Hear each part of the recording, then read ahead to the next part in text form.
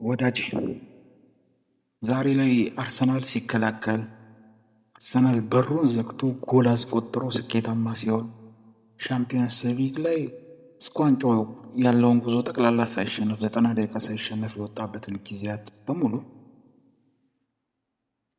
እኛ እንደ ስኬት የምንቆጥረው በምክንያት ነው። ትላንትና ከአርሰን ቬንገር ጀምሮ ኡናይ ኤመሪ እስከ ዛሬ ሚኬል አርቴታ ድረስ እግር ኳስን አጣጥመው የሚጫወት ቡድን አርሰናል እንጂ ሌላ ማንም የለም። ጠራ ብትባል ዓለም ላይ አርሰናል ባርሴሎና ነው ልትል የምትችለው። እግር ኳስን በአግባቡና በአግባቡ የሚጫወት ያኔ እኛ እግር ኳስን በምንጫወትበት እግር ኳስን እንደፈለገ በምናቆለጳጵስበት ሰዓት ምን ነበር የምትሉን እናንተ ሻሽ ደጋፊዎች? እግር ኳስ ጨዋታ ዋንጫ ይሆናል፣ ጨዋታ ጎል ይሆናል፣ ጨዋታ ማሸነፍ ይሆናል፣ ፖዚሽን ምን ይሆናል እያላችሁ ያኔ ሰጠችሁ ነበር። ዛሬስ መጣችሁ። ዛሬ መጣችሁና ተከላክለን ውጤታማ ስንሆን ዋንጫ ስንበላ ሴት ፒስ ኤፍሲ፣ ኦንጎል ኤፍሲ፣ መከላከል ኤፍሲ ማትሉት ነገር የለም። ያንተ አሰልጣኝ እኮ ትላንትና ኳስ አጨናቅፎ ተከላክሎም በዚህ በዛም ብሎ ዋንጫ ይበላ ነበር። ዛሬ ላይ አሰልቺ ይላል።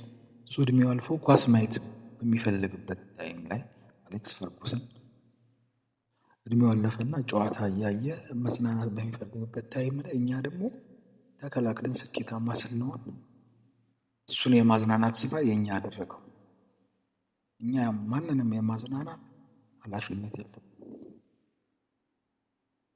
አሁን አርሰናል ኃላፊነት ያለበት ደጋፊዎቹን እያዝናና ዋንጫ መብላት ነው። አንድ ስኬት ደግሞ ደጋሚ ልንገርህ፣ ዓመት አርሰናል የተሻለ ቲም ነው የሚሆነው። አንተ ገና አከክህን ታካለህ። ማንቸስተር ገና አልተራገፈልህ፣ ገና ወደ ስኬት አልመጣህም። ገና ነህ።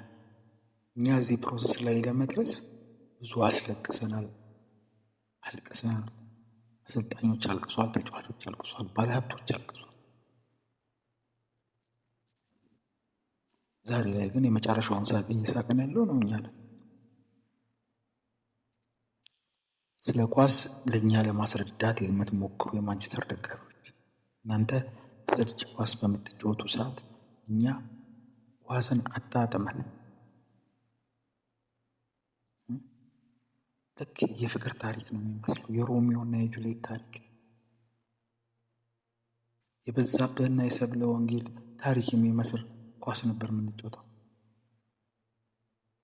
እያባበልን ነበር ኳስን የምንጫወተው።